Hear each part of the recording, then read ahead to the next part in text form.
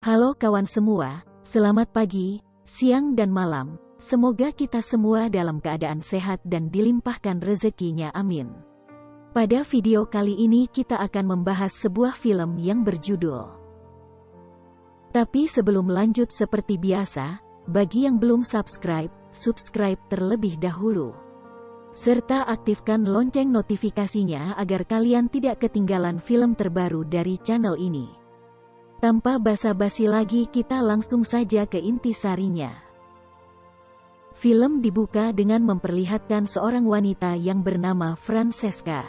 Saat tengah malam ia mendapat kabar buruk dari kepolisian, tentang sang suami yang mengalami kecelakaan di jalan raya. Ia lalu pergi ke rumah sakit dengan seorang pengacara sang suami, dan ternyata nyawa suaminya tidak tertolong lagi. Yang membuat kini Francesca sedih dan kini menjadi janda beranak satu. Pada saat pemakaman terdapat para keluarga dan kolega di sana, namun bukannya bersedih, mereka malah nampak bahagia, karena mengetahui jika Francesca telah menjadi janda. Sesudah acara tersebut, Francesca lalu menemui Cesar dan mengatakan kalau suaminya mempunyai banyak hutang di bank. Dikarenakan banyak proyek yang belum diselesaikan, dengan harta kekayaannya tidak akan cukup untuk membayar semua hutang sang suami. Francesca pun bingung dan tak tahu cara harus membayar hutang suaminya itu. Alhasil ia pun bekerja di toko langganannya sebagai penjaga baju. Para karyawan di sana sangat terkejut melihat pelanggannya yang super kaya yang datang menjadi teman kerja mereka. Francesca pun tidak sengaja bertemu dengan teman sosialitanya di sana, tapi walaupun begitu dia tidak sedikit pun malu. Sesudah itu, si pemilik toko pun datang menemui Francesca, awalnya saling menyapa, tapi akhirnya tangannya asal colek ke ladang basahnya Francesca, akhirnya membuat ia mengundurkan diri. Untuk mengcover hutang dari suaminya itu, Francesca terpaksa menjual aset kapal pesiar sang suami, namun, bukannya menolong. Cesar malah membelinya dengan sangat-sangat murah, dan mengatakan jika kapal itu sudah sangat tua dan tak layak untuk beroperasi kembali. Selain aset kapal pesiar, ia juga menjual perhiasan, barang antik dan juga pakaian brandednya. Mendengar hal itu, teman-temannya mencoba membantu dengan mengadakan pelelangan. Francesca yang tidak kuat dengan acara pelelangan, karena banyak barang kenang-kenangan bersama suami, lalu mempercayakan acara itu kepada teman-temannya. Mengetahui kalau Francesca telah menjanda, satu persatu kolega suami datang unjuk gigi untuk melamarnya menjadi seorang istri, tetapi Francesca tak menghiraukan ajakan mereka. Dan malah menjadi bahan tertawaan saat merumpi dengan teman-temannya tersebut. Nah, di saat di rumah temannya itu, akhirnya Francesca menyadari bahwa mantel mahal miliknya itu tak dilelang, dan diambil begitu saja di saat acara berlangsung. Francesca yang tak terima, mencoba menghubungi temannya, dan meminta untuk kembalikan mantelnya tersebut, dengan iming-iming surga duniawi. Setelah mengulek-ulek bersama, teman suaminya menolak untuk mengambil mantelnya. Tak kehabisan akal Francesca lalu mengancam akan melaporkan kegiatan tadi pada istrinya. Jika tidak mau menuruti kehendaknya, alhasil, pada esok harinya, teman suaminya itu mau mengirimkan mantelnya kembali kepada Francesca, dan langsung mantel tersebut dia jual sendiri. Uang dari penjualan mantel itu ia gunakan untuk biaya kehidupannya sehari-hari beserta anaknya. Tak lama kemudian, temannya yang mengetahui suaminya telah mengembalikan mantel milik Francesca, lalu mencoba mengambilnya kembali. Karena tak mau ribut, Francesca pun jujur kalau uangnya telah habis untuk membayar hutang. Temannya yang kesal lalu memberitahu kalau suaminya sebelum meninggal pernah bercocok tanam dengan wanita lain, yang bernama Camilla. Francesca yang baru tahu tentang hal tersebut sangatlah bersedih. Ia pun tak menyangka kalau suaminya terlihat polos ternyata mengkhianatinya. Lantas ia bergegas menemui Camilla, yang ternyata seorang karyawan dari almarhum suaminya itu. Saat bertemu adu mulut pun tak terhindarkan lagi. Mila pun menjelaskan jika sebelum suaminya meninggal, ia sempat bertanya di antara ia dan Francesca siapa yang dipilih. Sang suami pun berkata tetap akan memilih Francesca.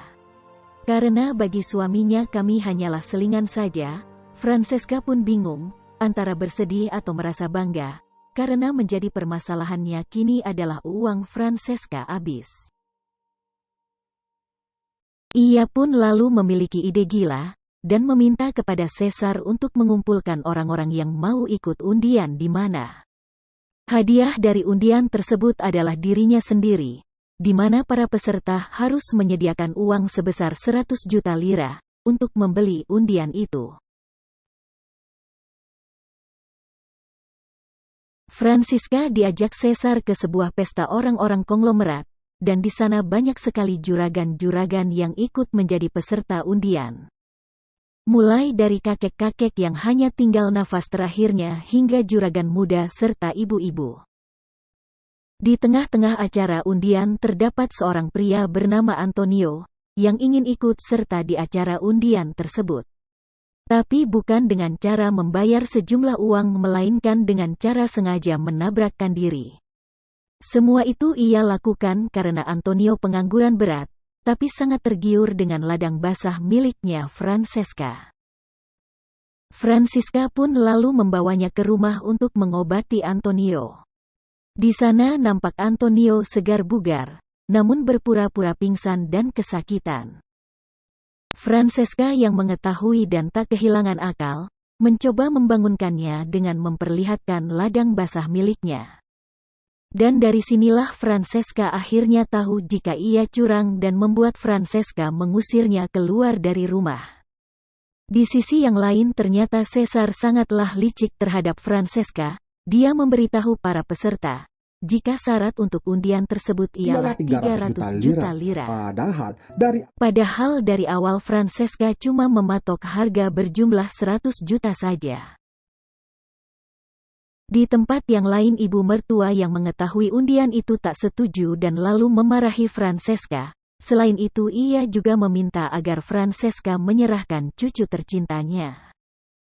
Agar cucu tercintanya tidak mengetahui kegiatan buruk yang dilakukan oleh ibunya sendiri. Dengan emosi Francesca menolaknya, karena ia merasa hingga sekarang yang membayar hutang suaminya ialah dirinya sendiri. Tanpa ada sedikit pun bantuan dari pihak mertuanya sendiri, dan hanya putrinya lah satu-satunya yang ia miliki dan tidak ingin berpisah dengannya. Karena terlalu stres ia menemui Antonio kembali untuk menghilangkan mumet otaknya, dan mereka pun bercocok tanam di ladang basahnya Francesca. Namun ketika telah selesai, di sana Antonio meminta, mau menjadi istrinya, dan saat mendengarkan hal itu Francesca langsung saja menolaknya. Antonio yang emosi, karena tawarannya ditolak mentah-mentah lalu membukakan acara undian itu kepada kepolisian tanpa Francesca dan Caesar sadari. Pihak kepolisian lalu memanggil Francesca dan bertanya apa tujuan dari undian tersebut. Francesca lalu menjelaskan kalau undian yang dilakukannya hanyalah ungkapan terima kasih kepada teman dan kolega mendiang suami atas kebaikan mereka selama ini yang telah menolongnya. Lambat laun Francesca lalu mengetahui keburukan dari Caesar yang telah memanfaatkannya. Ia pun lantas memutuskan kabur keluar kota bersama putri kecilnya, dan juga pembantunya yang setia menemaninya. Ketika di bandara polisi mengejarnya dan bertanya siapa yang akan bertanggung jawab atas undian tersebut. Francesca pun mengatakan jika Caesar lah yang bertanggung jawab, dan menyuruh pihak kepolisian untuk mencarinya. Polisi yang terpikat dari kecantikan Francesca lalu luluh dan membiarkan Francesca pergi begitu saja, dan ia tidak pernah kembali ke kota tersebut untuk selama-lamanya. Dan film ini pun selesai. Terima kasih buat kawan semua yang sudah mampir di channel ini. Jangan lupa subscribe ya, dan aktifkan juga lonceng notifikasinya, agar tidak ketinggalan dari video terbarunya. Mohon maaf jika ada salah-salah kata. Sudut Senja, salam hormat.